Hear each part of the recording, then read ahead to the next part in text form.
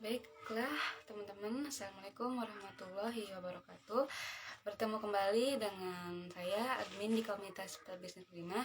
Alhamdulillah kita bisa bertemu lagi di minggu hari ini. Tentunya di kegiatan rutinan kita ya, insya Allah ya, yaitu 30 menit belajar bersama di komunitas Bisnis Muslimah. Nah teman-teman, untuk pembahasan minggu-minggu yang lalu kita sudah memasuki bab 1 ya, di buku yang akan kita bahas juga yang seperti biasanya, yaitu mengembalikan kemakmuran Islam dengan dinar dan dirham.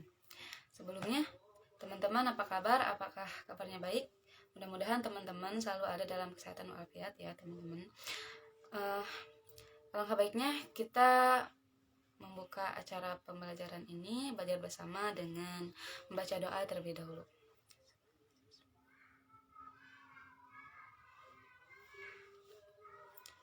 Nah langsung saja teman-teman. Nah kemarin kan kita sudah belajar di bab pertama, yaitu perjalanan uang di waktu ke waktu, dengan subbabnya ada perjalanan uang emas dan perak.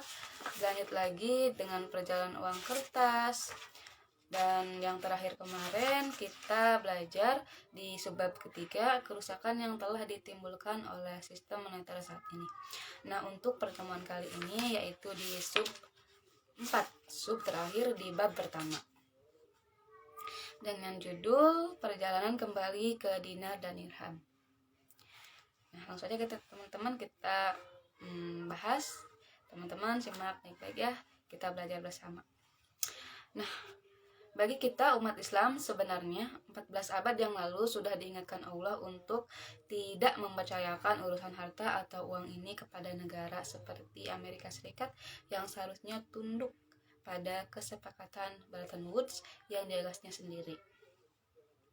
Ternyata justru mereka yang mengingkarinya. Untuk ini coba kita perhatikan firman Allah.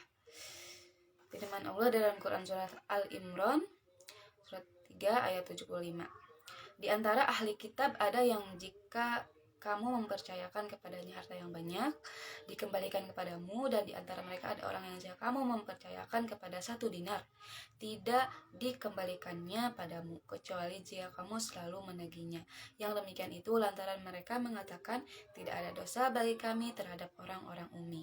Mereka berkata dusta terhadap Allah padahal mereka mengetahui.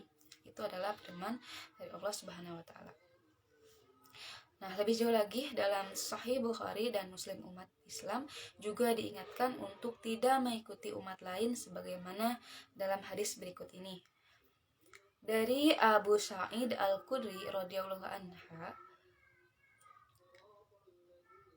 anhu berkata, Rasulullah sallallahu alaihi wasallam bersabda, sedikit demi sedikit kalian akan mengikuti sunnah-sunnah umat terdahulu, sampai-sampai andai kata mereka masuk ke bidang biawak, niscaya kalian juga ikut mereka memasukinya. Ada yang bertanya, wahai Rasulullah, apakah mereka yang dimaksud adalah Nasrani dan Yahudi? Beliau menjawab, lalu siapa lagi?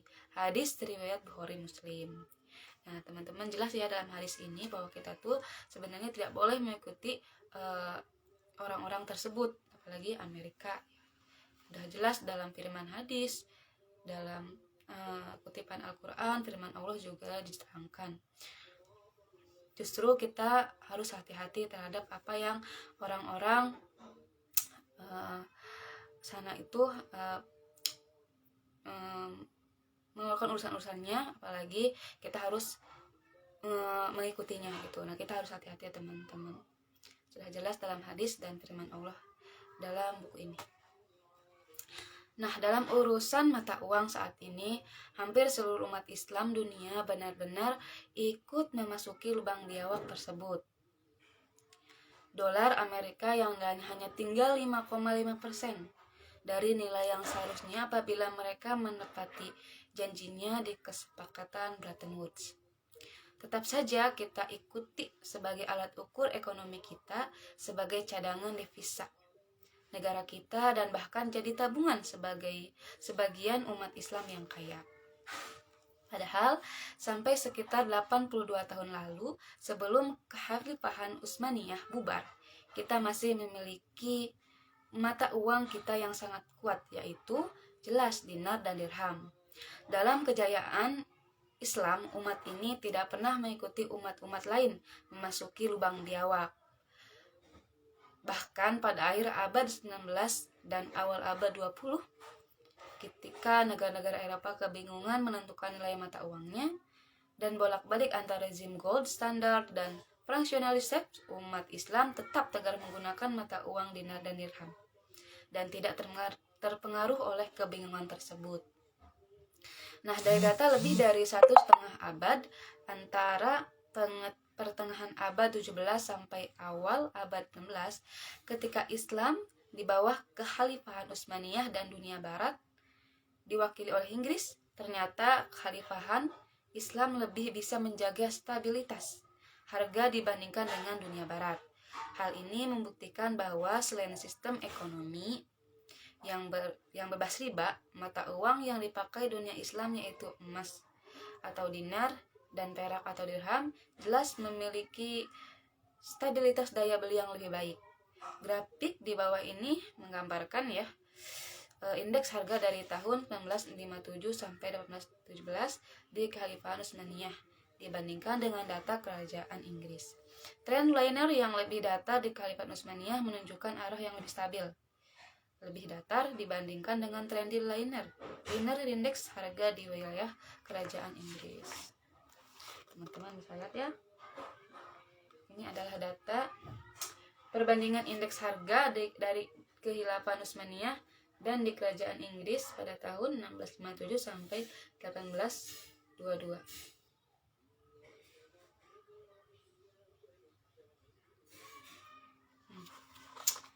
Lihat ya. Ini daftar indeks Kekhalifahan Utsmaniyah dan ini Kekhalifahan kerajaan Inggris.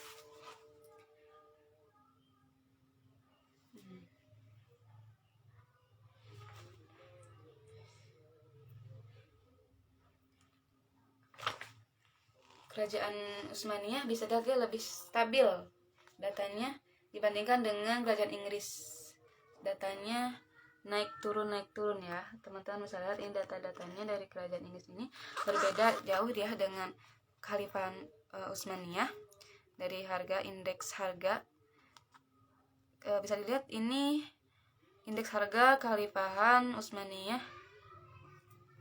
teman-teman ini stabil ya, sedangkan ini untuk kerajaan Inggris rata-rata dia tidak stabil datanya. Dengan tetap berpegang pada mata uang dinar dan dirham bukan berarti Islam tidak maju dalam bidang ekonomi dan perdagangan. Sebelum dunia barat menemukan apa yang kemudian mereka sebut sebagai cek, umat Islam sudah menggunakan sak. Bahkan dari nama sak inilah istilah cek atau cikui ditemukan. Kemudian ketika dunia barat belum mengenal letter of credit, dunia Islam sudah menggunakan konsepnya secara luas, yaitu dengan apa yang disebut sebagai hawala dan juga subtaja. Insya Allah ya teman-teman, jadi di antara orang-orang Eropa ini masih kebingungan bagaimana tentang indeks harga ataupun yang lainnya tentang keuangan, kita justru umat Islam sudah mengetahuinya. Dari cek, dari letter of credit, semuanya sudah diketahui oleh kita gitu. Jadi dan kita itu tidak bingung ya teman-teman, karena sudah jelas ada dari awalnya. Sedangkan mereka Eropa masih kebingungan dengan keuangan mereka tentang indeks harga dan lain sebagainya tentang masalah keuangan di masa itu. Penggunaan mata uang dinar dan dirham juga tidak harus berarti kembali ke zaman dahulu. Orang yang mau berbelanja atau berpergian harus membawa uang koin dalam kantong. Dengan teknologi modern, uang dinar dan dirham dapat digunakan secara sangat praktis dengan bantuan teknologi. Saat ini, kita sudah bisa berbelanja di dunia global melalui internet dengan e-dinar misalnya. Beberapa pihak telah mempersiapkan solusi praktis lainnya dengan dinar card maupun solusi transaksi mobile masa depan dengan apa yang disebut dengan mobile payment system. atau yang disebut dengan MPS yang diberi nama Mobile Dinar atau M-Dinar. Teknologi bisa sama-sama modern, tetapi uang yang berbasis dinar dan dirham tetap sangat berbeda dengan uang kertas. Nilai uang dinar dan dirham benar-benar 100% setara dengan nilai emas dan perak itu sendiri. Sementara itu, nilai uang kertas yang lebih bersifat persepsi atau nilai yang dipaksakan legal tender tidak ada nilai sesungguhnya, karena kalau masyarakat dunia beranggapan mata uang kertas suatu negara tidak bernilai, maka saat itu jugalah mata uang negara tersebut jatuh menjadi tidak bernilai apa-apa. Dengan adanya tulisan ini dari buku ini ya teman-teman. Nah, dari buku ini dengan tulisan yang ditulis oleh Muhammad Iqbal ini bisa secepatnya umat Islam bisa keluar dari lubang biawak tersebut yang diciptakan oleh rezim uang kertas atau uang fiat, uang yang tidak memiliki nilai intrinsik, uang yang nilainya bisa hancur dalam semalam. Ingat ya teman-teman, krisis moneter tahun 1997-1998 di Indonesia. Nah, penggunaan uang dinar dan dirham juga akan menyatukan umat Islam seluruh dunia dan akan mengembalikan kemakmuran umat ini.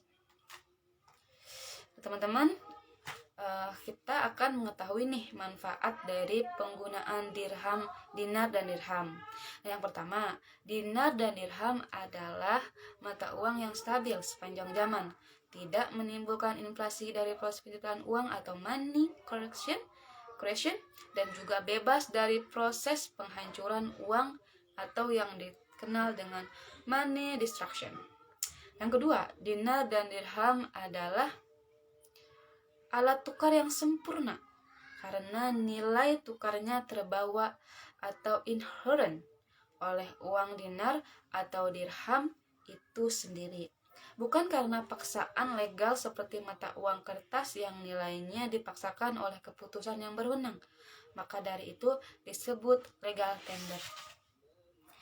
Manfaat yang ketiga, penggunaan dinar dan dirham dapat mengeliminir penurunan ekonomi atau economic downturn dan resesi, karena dalam sistem dinar dan dirham setiap transaksi akan didasari oleh transaksi sektor real.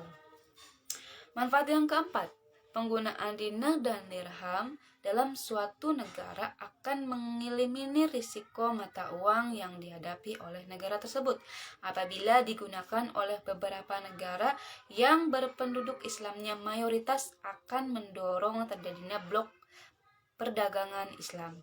Nah, jelas ya teman-teman, manfaat dari dinar dan dirham ini sangat bagus sekali, luar biasa insyaallah ya. Nah, untuk selanjutnya manfaat yang kelima, penggunaan dinar dan dirham akan menciptakan sistem moneter yang adil yang berjalan secara harmonis dengan sektor real. Sektor real yang tumbuh bersamaan dengan perputaran uang dinar dan dirham akan menjamin ketersediaan kebutuhan masyarakat pada harga yang terjangkau. Sekarang yang manfaat yang keenam, berbagai masalah sosial seperti kemiskinan dan kesenjangan akan dengan sendirinya menurun atau bahkan menghilang. Yang ketujuh, kedaulatan negara akan terjaga melalui kestabilan ekonomi yang tidak terganggu oleh krisis moneter atau krisis mata uang yang menjadi pintu masuknya kapitalis asing untuk menguasai perekonomian negara dan akhirnya juga menguasai politik keamanan sampai kedaulatan negara. Yang terakhir, yang ke-8, hanya uang emas dan dirham perak yang bisa menjalankan fungsi uang modern dengan sempurna. Nah, yaitu fungsi alat tukar atau medium exchange, fungsi satuan pembukuan, unit of account, dan fungsi penyimpanan nilai, store of value. Ketiga fungsi ini sebenarnya telah gagal diperankan oleh uang fiat dengan alasan berikut. Nah teman-teman, jadi yang ketiga fungsi ini yang sudah tadi dijelaskan ya, itu hanya bisa berjalan dengan fungsinya itu dengan menggunakan uang emas dan dirham. Nah ini sedangkan uang fiat tidak bisa menjalankan peran sebagaimana fungsi yang sudah disebutkan tadi yang bisa dijalankan oleh dinar dan dirham. Nah berikut ini ketiga fungsi ini telah gagal. Tiga fungsi dari yang sudah disebutkan tadi sudah gagal diperankan oleh uang fiat. Nah diantaranya yang pertama yaitu uang fiat tidak bisa memerankan secara sempurna fungsi sebagai alat tukar yang adil karena nilainya yang berubah-ubah. Jumlah uang yang sama tidak bisa dipakai untuk menukar benda real yang sama pada waktu yang berbeda. Nah, yang ketiga, sebagai satuan pembukuan uang kertas juga gagal karena nilai yang tidak konsisten. Nilai uang yang sama tahun ini akan berbeda dengan tahun depan, 2 tahun lagi, dan seterusnya. Catatan pembukuan yang mengandalkan uang fiat justru melanggar salah satu prinsip dasar pembukuan itu sendiri, yaitu konsistensi. Yang terakhir, sebagai fungsi penyimpan nilai, jelas uang fiat sudah membuktikan kegagalannya. Kita tidak dapat mengandalkan uang kertas kita sendiri untuk mempertahankan nilai kain kita. Di Amerika Serikat pun, masyarakat yang cerdas mulai tidak mempercayai uang dolarnya karena nilainya turun tinggal kurang dari separuh selama 6 tahun terakhir. Nah teman-teman, jelas ya uang fiat tadi kita juga bisa melihat dari dunia kita, dari kenyataannya, itu faktanya bahwa sebenarnya uang fiat ini suka berubah-ubah nilainya. Contoh dolar Amerika sekarang naik besok turun, sekarang turun lagi, tiba-tiba naik. Nah teman-teman, jadi nggak konsisten ya uang fiat ini, berbeda dengan dinar dan dirham yang tetap. Nah, itu ada kegagalan dari uang fiat tersebut. Sudah jelas tadi digambarkan ya teman-teman, dari kegagalan uang fiat tersebut yang tidak bisa menjalankan fungsi sebagaimana mestinya uang gitu. Alhamdulillah teman-teman, di bab pertama ini kita sudah membahas ya dari bab pertama sampai subbab 4 dari bab pertama ini dengan berjudul perjalanan uang dari waktu ke waktu. Nah, sebagai penutup dari buku ini ada kutipan ayat yang akan disampaikan dari Quran surah Ar-Ra'd surat ke-13 ayat 17. Adapun buih akan hilang sebagai suatu yang tidak ada gunanya, tetapi yang bermanfaat bagi manusia akan tetap ada di bumi, insyaallah. Nah teman-teman, waktunya masih ada, kita lanjut ke bab kedua dari buku pelajaran tentang dinar dan dirham ini. Di bab kedua ini kita akan bertemu dengan judul buku ya, yang judulnya Hakim yang Adil bernama Dinar dan Dirham. Insyaallah teman-teman, dari judulnya saja sudah membuat kita penasaran ya, hakim yang adil bernama dirham dan dinar dan dirham. Nah, daripada kita penasaran, kita langsung ke subbab yang pertama. Di sini kita akan menemukan subbab dengan judul Rencana Allah atas penciptaan emas dan perak.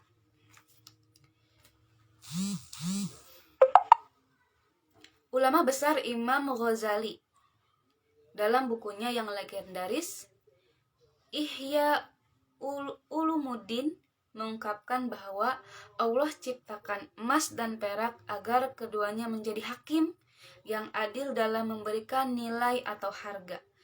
Dengan emas dan perak pula manusia bisa memperoleh barang-barang yang dibutuhkan. Yang dimaksud oleh Imam Ghazali dengan emas dan perak dalam bukunya tersebut adalah dinar, yaitu uang yang dibuat dari emas 22 karat dengan berat 4,25 gram. Dan dirham, yaitu uang yang dibuat dari perak murni seberat 2,975 gram. Standar berat uang dirham dan dinar ini mengikuti hadis Rasulullah Shallallahu Alaihi Wasallam sebagai berikut. timbangan adalah timbangan penduduk Mekah. Hadis riwayat Abu Daud dan Nasai.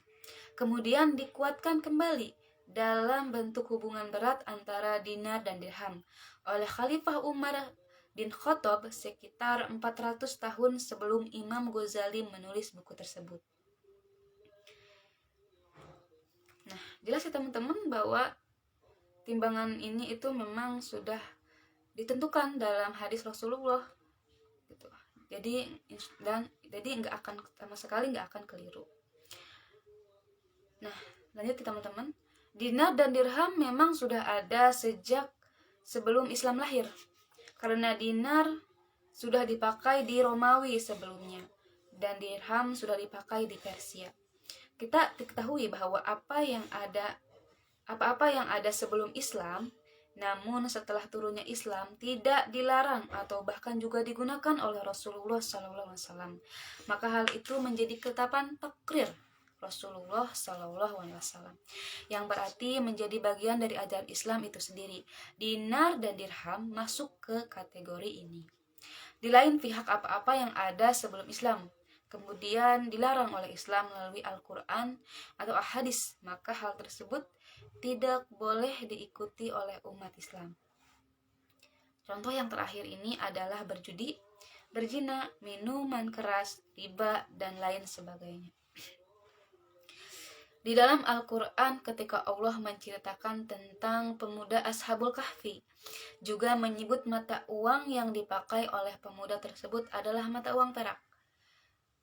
Bisa dilihat dalam firman Allah Quran surat ke-18 ayat 19 yang dikenal sebagai dirham, yang menurut para ilmuwan terjadi sekitar pertengahan abad ke-3 Masehi atau kurang lebih 3 abad sebelum Islam. Pertanyaannya adalah, apakah dinar atau dirham yang dipakai sejak pra-Islam kemudian terus dipakai Rasulullah SAW? Dicetak pertama kali dunia Islam dirham pada zaman Umar bin Khattab dan kemudian dipakai oleh seluruh umat Islam sampai runtuhnya Kekhalifahan Utsmaniyah di Turki tahun 1924. Nah, bisa pula kita pakai dalam kehidupan sehari-hari umat Islam di zaman modern sekarang ini. Jawabannya adalah pasti bisa. Kaidahnya adalah sebagai agama akhir zaman tidak ada satupun ajaran Islam yang out of date. Tinggal tantangannya ada pada diri kita sendiri yang hidup di zaman ini untuk dapat mengimplementasikan solusi yang mengikuti ajaran Islam ini dengan menyeluruh atau kafah. Dan kita kembalikan kepada inti ajaran Al-Quran dan Al-Hadis untuk segala urusan dan permasalahan yang kita hadapi. Insyaallah sudah jelas teman-teman tentang dinar dan dirham tersebut. Di bab kedua ini tentang hakim yang adil. Kita langsung ke subbab kedua dari bab kedua ini dengan judul emas dan perak adalah mata uang yang fitrah. Nah, ternyata emas dan perak juga sudah terbukti merupakan mata uang yang fitrah bagi seluruh umat sepanjang zaman. Kita bisa lihat buktinya dalam sejarah lebih dari 2000 tahun terakhir ini. Julius Caesar menentukan uang emas yang nilainya 12 kali uang perak sejak setengah abad sebelum Masehi, dan ketentuan ini terus dipakai di Eropa selama 13 abad. Islam menggunakan uang emas dinar dan uang perak dirham sejak awal perkembangan di awal abad ke-7 Masehi dan terus menggunakan secara konsisten selama 14 abad kemudian dan terus berakhir bersamaan dengan keruntuhan Khilafah Utsmaniyah tahun 1924. Beberapa abad terakhir, berbagai percobaan dilakukan oleh berbagai negara di dunia untuk menggunakan uang selain dari emas dan perak. Yang paling sering digunakan adalah kertas, karena bahan ini yang mudah diperoleh dengan mudah dan murah. Namun setiap kali terjadi kegagalan percobaan penggunaan uang kertas, orang selalu balik ke emas dan perak sebagai solusinya.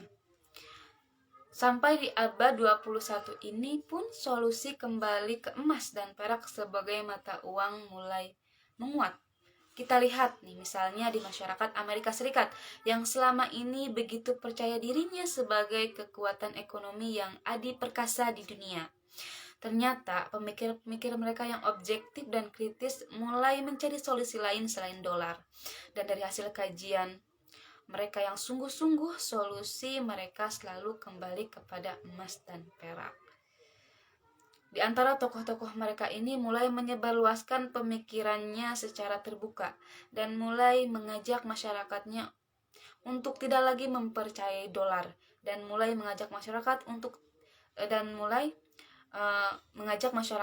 tidak lagi mempercayai dolar dan menggunakan emas dan perak. Nah, yang menonjol di antara aktivitas ini adalah pendirian GATA atau Gold Anti-Truth Action Committee pada tahun 1999. Di antara aktivis GATA bahkan dengan cara sendiri yang jenaka telah membuatkan draft pidato untuk dibaca oleh Presiden Amerika Serikat pada malam pembukaan dolar.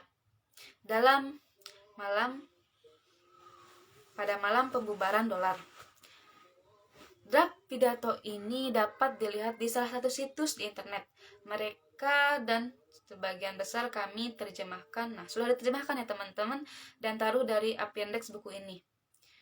Nah, aktivitas lain mendirikan apa yang mereka sebut dengan FAME, Foundation of Advanced Monetary Education, yang misinya adalah untuk menyadarkan masyarakat akan bahaya dari uang fiat yang menipu dan timbangan dan ukuran moneter yang adil, yang berarti emas sebagai uang solusinya. Nah, di teman-teman dari buku yang kedua ini kita bisa pahami ya berbagai macam pemikiran yang dilakukan oleh orang luar atau orang Eropa tersebut tentang mata uang gitu ya.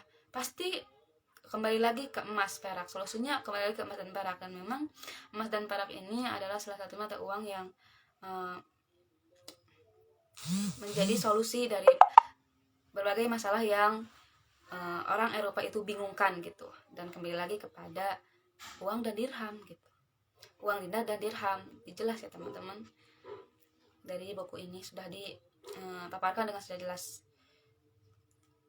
Bagi teman-teman bagaimana? Udah bisa memahami gitu ya tentang uang dinar dan dirham ini, yang kita sudah masuk ke bab 2.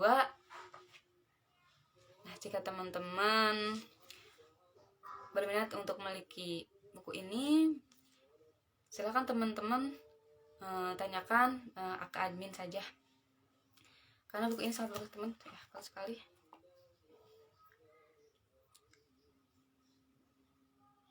Nah, boleh teman-teman jika ada yang ingin ditanyakan tentang buku ini, silahkan boleh chat admin.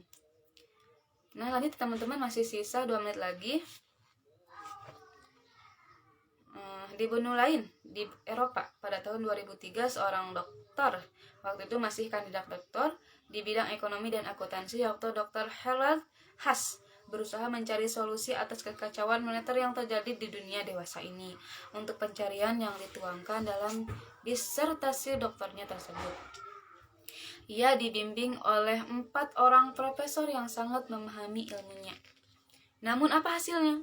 Setelah melakukan riset dengan berbagai literatur dari berbagai abad, salah satu rekomendasi yang dihasilkan untuk kebijakan uang berbunyi, bahkan langkah lebih jauh yang secara teoritis bisa dilakukan adalah mengambil sistem keuangan menyerupai apa yang disebut Islamic Finance atau Islamic Banking, yaitu suatu sistem yang melarang perbankan mengenakan bunga atas pinjaman dalam mata uang yang bersifat monopoli.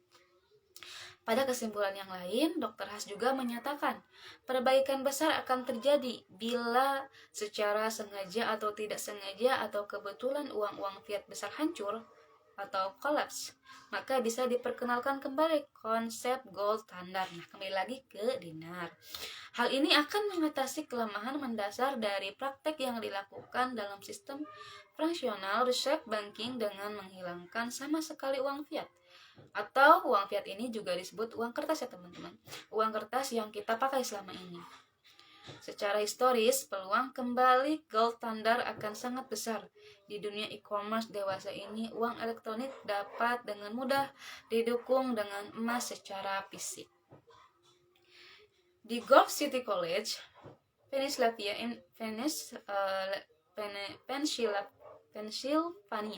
Amerika Serikat, bahkan ada Sean O'Brien yang terang-terangan menyebut solusi yang diambil untuk memberi alternatif yang nyata bagi dunia untuk meninggalkan fractionalized banking adalah solusi Islam.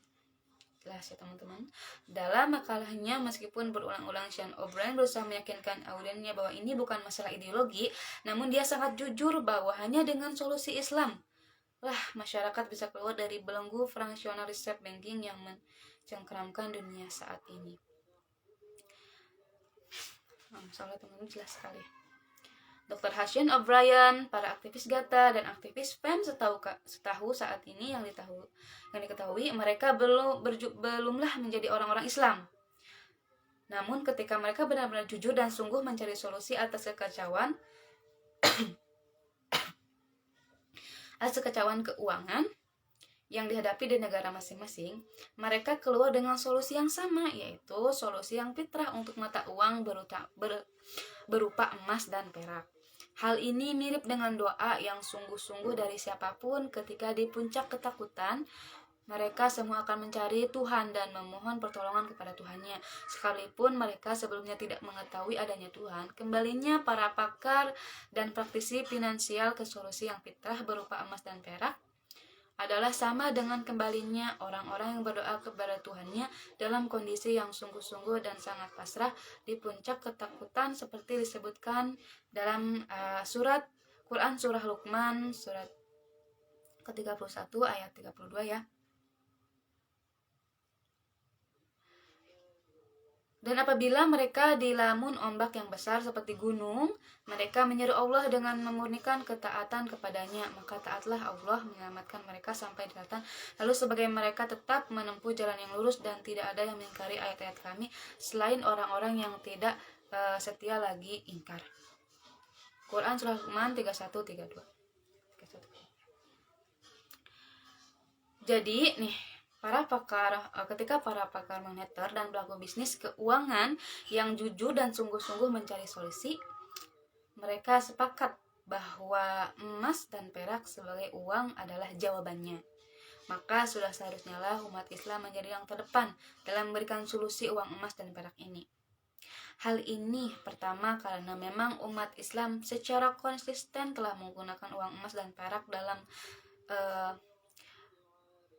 bentuk dinar dan dirham selama 14 abad sejak awal Islam berkembang sampai berakhirnya masa Kekhalifahan Utsmaniyah tahun 1924.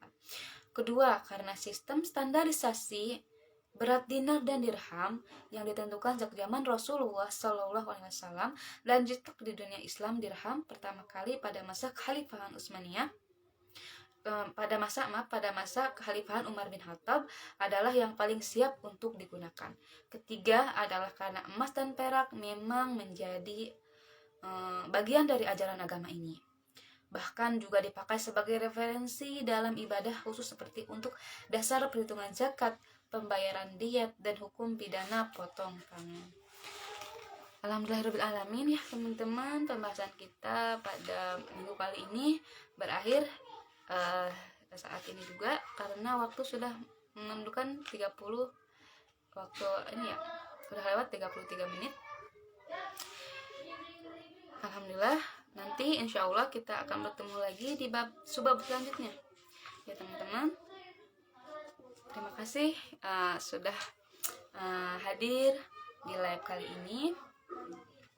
Semoga apa yang admin sampaikan bisa teman-teman pahami. Apabila ada yang masih ingin ditanyakan atau penasaran dengan pembahasan-pembahasan yang ada di buku ini, silahkan boleh tanya-tanya ke admin. Kita tutup saja teman-teman di live kali ini. Sekian dari Mimin ya, mohon maaf apabila ada kesalahan dari admin. Terima kasih. Namun alangkah baiknya kita tutup pelajaran bersama kita di minggu kali ini dengan membacakan hamdalah, istighfar, dan doa kifaratul majlis. Amin. Astagfirullahaladzim. Subhanakallahumma bihamdika. Alhamdulillah, cukup sekian dari admin. Kurang lebihnya mohon maaf. Wassalamualaikum warahmatullahi wabarakatuh.